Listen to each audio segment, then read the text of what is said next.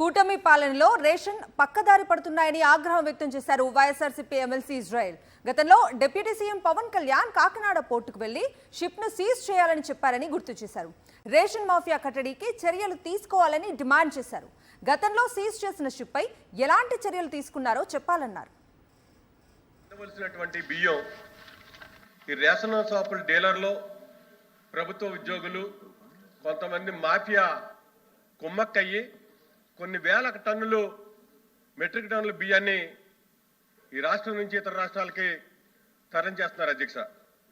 ఇందులో భాగంగా మరి మంత్రివర్యులు చెప్పినట్టుగా కొన్ని కేసులు నమోదైనప్పటికీ కూడా ముఖ్యంగా కాకినాడ, విశాఖపట్నం, బాపట్ల జిల్లాల్లో ఈ పంపిణీ వ్యవస్థ ఎక్కువగా కూడా రవాణా అవుతుంది అధ్యక్ష.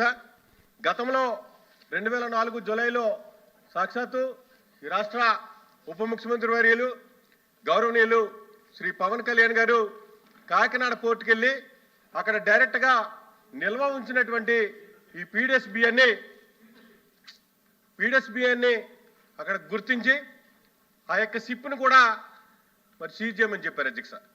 ఎందుకంటే మరి ఈ రకంగా ఈ పేదలకు అందవలసినటువంటి బియ్యాన్ని మరి ఎన్ని కట్టడలు చేసినప్పటికీ కూడా మరి తరలింపు ఆగట్లేదు అధ్యక్ష.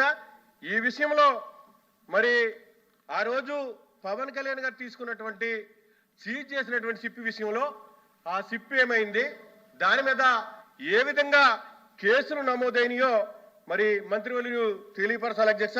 ప్రకాశం జిల్లాలోనే సుమారు 3585 క్వింటాల బియ్యాన్ని ఈ ప్రభుత్వం స్వాధీనం చేసుకుంది అధ్యక్ష.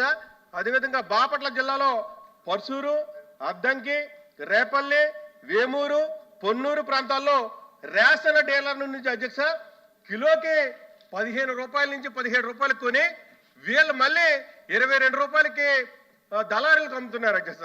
మరి ఇంతలా జరుగుతుంటే ప్రభుత్వం ఏ రకంగా చర్యలు తీసుకుంటుంది, ఈ రేషన్ పంపిణీ వ్యవస్థని మరి ఈ పీడిఎస్ బియ్యాన్ని ఏ రకంగా కంట్రోల్ చేస్తారో తమ ద్వారాగా మంత్రివర్యులు తెలియజేసుకుంటూ కోరుతున్నారు అధ్యక్ష.